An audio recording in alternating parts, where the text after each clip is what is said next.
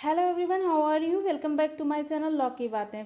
Friends, मान लीजिए किसी भी मामले की जो है कार्यवाही किसी कोर्ट में चल रही है और उस मामले से संबंधित आपके पास कोई जो है साक्ष्य है, कोई दस्तावेज है या फिर कोई वस्तु है।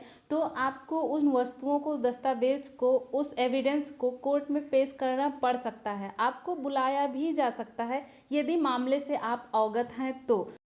फ्रेंड्स, आज के इस वीडियो में इसी टॉपिक को हम डिस्कस करेंगे कि कब और कैसे और किसके जरिए आपको वहां उस मामले में न्यायालय में बुलाया जा सकता है। तो वीडियो अगर अच्छा लगे तो प्लीज़ लाइक कर दीजिएगा और अगर चैनल पर नए हैं तो प्लीज़ चैनल को सब्सक्राइब कर लीजिए। तो चलिए वीडियो स्टार्ट करते हैं। फ्रेंड्स, कभी कभी आपने देखा होगा कोर्ट में कार्यवाही के दौरान किसी केस में जो है न्याय के लिए उस मामले से संबंधित कोई वस्तु, दस्तावेज किसी अन्य व्यक्ति के पास होते हैं। तब कोर्ट क्या करती है, उस वस्तु या दस्तावेज को, जो एविडेंस है उस मामले से संबंधित या कोई व्यक्ति है जो उस मामले से अवगत है, उसे कोर्ट में पेश करने के लिए जो है कोर्ट एक समन जारी करती है। समन क्या होता है, इसके बारे में हम अगले वीडियो में डिस्कस करेंगे फ्रेंड्स। तो अभी इसे देख लेते हैं। या अगर कोर्ट समन जारी करती है या फिर किसी अधिकारी द्वारा आदेश जारी किया जा सकता है फ्रेंड्स। अब जो है समन और जो आदेश जारी किया जाता है उसमें बाकायदा एक लिखित दस्तावेज होती है। उसमें लिखा जाता है इतने दिन के अंदर और इस डेट को उस व्यक्ति को या साक्ष्य को, जो एविडेंस है, उसे कोर्ट में जो है प्रस्तुत किया जाना चाहिए। तो फ्रेंड्स, इसे हम बारीकी से समझने के लिए हमें देखना होगा सीआरपीसी की धारा 91। सीआरपीसी की धारा 91 क्या कहती है? सीआरपीसी की धारा 91 दस्तावेज या अन्य चीज पेश करने के लिए समन।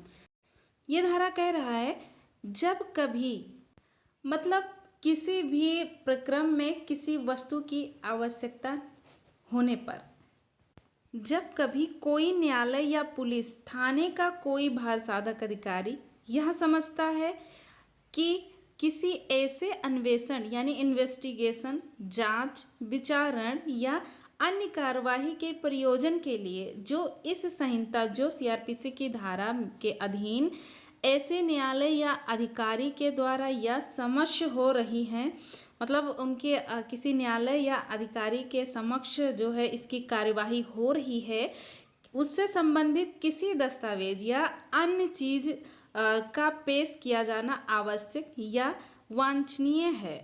तो जिस व्यक्ति के कब्जे या शक्ति में ऐसे दस्तावेज या जो है चीज के होने का विश्वास है, न्यायालय के समक्ष अगर उस मामले की कार्यवाही हो रही है तो न्यायालय समन जारी करेगी फ्रेंड्स। और अगर अधिकारी के सामने कोई कार्यवाही हो रही है तो वो एक लिखित आदेश जारी करेगी।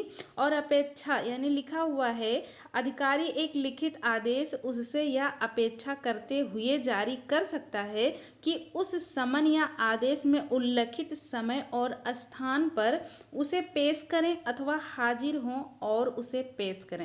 तो यहाँ पे यही बताया गया है इस धारा में कि अगर मामले से संबंधित कोई भी व्यक्ति या कोई दस्तावेज या कोई चीज़ है, तो जिस या न्यायालय द्वारा अगर समन जारी किया जाएगा तो न्यायालय में उसमें लिखित समय स्थान पर पेश करना होगा।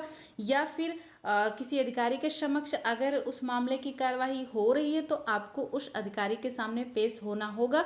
यदि आपके पास उस मामले से संबंधित कोई दस्तावेज है या आप ही उस मामले से अगर रिलेटेड हैं तो आपको भी वहाँ पे जो है मौजूद होना होगा उस समन या आदेश में लिखित समय और स्थान के जो है जरिए। ओके, अब इस धारा का पॉइंट 2 कहता है, यदि कोई व्यक्ति जिससे इस धारा के अधीन दस्तावेज या अन्य चीज पेश करने की जो है अपेक्षा की गई है, उसे पेश करने के लिए स्वयं हाजिर होने के बजाय उस दस्तावेज या चीज को पेश करवा दे तो वह समझा जाएगा कि उसने उस अपेक्षा का अनुपालन कर दिया है। देखिए, यह टॉपिक दूसरी क्या कहती है, यह कहती है अगर वह व्यक्ति खुद नहीं हाजिर हो सकता तो वह उस मामले से संबंधित, जो मामला न्यायालय में चल रहा है, जिस मामले से संबंधित उसके पास कोई चीज़ या दस्तावेज है, तो उसे वह जो है किसी और के ज़रिए जो उस मामले से अवगत हो,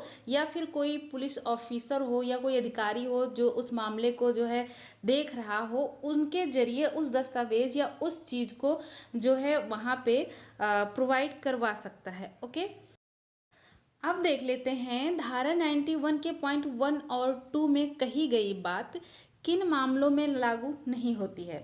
ये बताती है धारा 91 की जो है पॉइंट 3 बताती है। देखते हैं क्या कहती है यह धारा। इस धारा की कोई बात, मतलब इस धारा में कही गई जो पॉइंट 1 और 2 में कही गई बात भारतीय साक्ष्य अधिनियम 1872 की धारा 123 और 124 या बैंक कार्यवाही साक्ष्य अधिनियम 1891 पर प्रभाव डालने वाली नहीं समझी जाएगी। और एक पॉइंट और है, डाक या तार प्राधिकारी की जो है अभिरक्षा में किसी पत्र, पोस्ट कार्ड, तार या अन्य दस्तावेज या किसी पार्सल या चीज को लागू होने वाली नहीं समझी जाएगी।